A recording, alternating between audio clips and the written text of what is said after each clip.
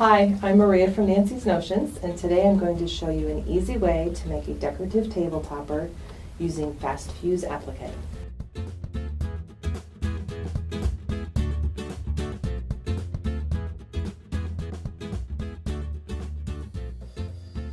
I am using the Tree Story Fast Fuse Applique, but I'm also going to show you some inspirational colors that you can use behind this tree, as well as some other projects that use the same technique. When you open up your package, this is what you get. Your applique is already cut. They use a laser technique to do all the cutting for all these fine little branches and even the grass at the bottom of the tree. You simply have to open it up, spread it out, turn it over, and you can see so on the back here is the paper that protects the fusible web, and you simply have to peel that paper off, and that webbing is left behind on the back of the applique, and it's even just a little bit sticky, so when you go to place it, you don't have to chase it around on the fabric once you get it where you want it. Even though it comes in a kit, don't be afraid to audition other fabrics in here. You could lay it with the stripes going horizontal or turn it around to be vertical, and it changes how it looks on there again. So in this one piece of fabric, you have multiple options for where to place it for the color effect behind your tree, but the possibilities are endless. So I've decided to go with a sunset theme, so I've got my orange and yellow ombre here, and I'm going to move the tree around until I find a spot I really like. Maybe I want it real dark at the top of the trees, maybe I want that dark band. I think, to show off the colors, I like it right about there. So now this is so easy. You simply flip this over, peel your paper off, and I would go a little slowly. There's a lot of branches in there. Normally I would spend quite a long time tracing this design, cutting out all those little holes, so that's all been done for you here.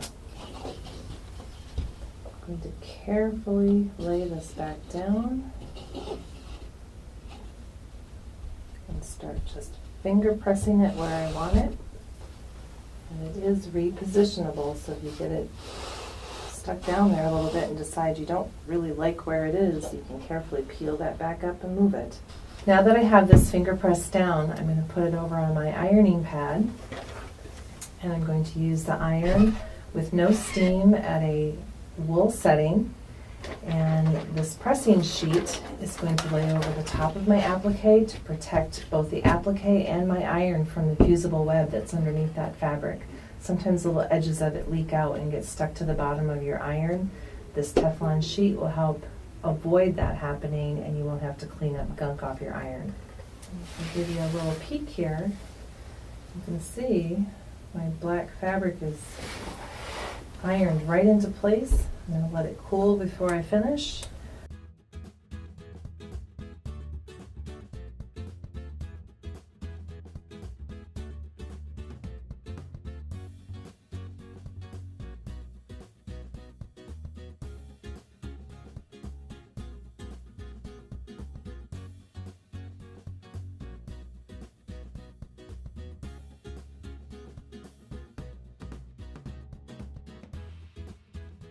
So now I have my applique piece. I've gathered a piece of batting, and I'm going to use some of the leftover from my applique for the backing because it's there and convenient. I'm going to layer the backing face down, batting on top, and my applique on top of that. Now I would go and baste this down to baste all those layers together, and then come back and cut the edges clean and put binding on to finish. If, however, you do not like the idea of binding, you can layer it in a different direction. I can take my bottom piece and my batting and flip them over, put my applique piece face down, make sure I've got batting underneath all those edges, and I'm going to follow the edge of that applique and stitch around the circle, leaving a hole big enough to turn it right side out so that this is on one side and the backing's on the other. And I've just done an envelope finish to finish it off without having to use binding. And once you get it turned around, you're going to hand stitch that hole that you left for turning, and you're all done. Here is the tree on my orange and yellow ombre, and I've gone ahead and cleaned up the edges and put on some bias black binding to finish it so there's not another color out here to distract me from what's going on in the middle of my table topper. So now I'd like to show you some other projects that were done with the same type of fusible applique to show you what a great variety we have to offer. This is called the Sunlit Cathedral, and we used a batik behind here again that has multiple colors in it. So again, not an ombre, but a lot of color change in there to make it look like a window in a church.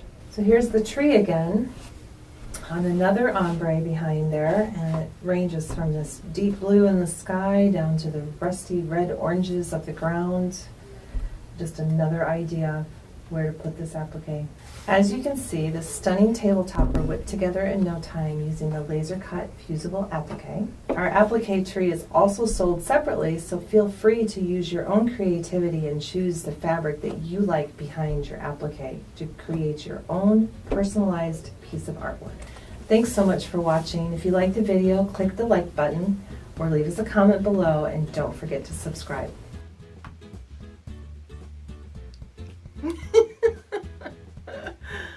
Hi, I'm Maria.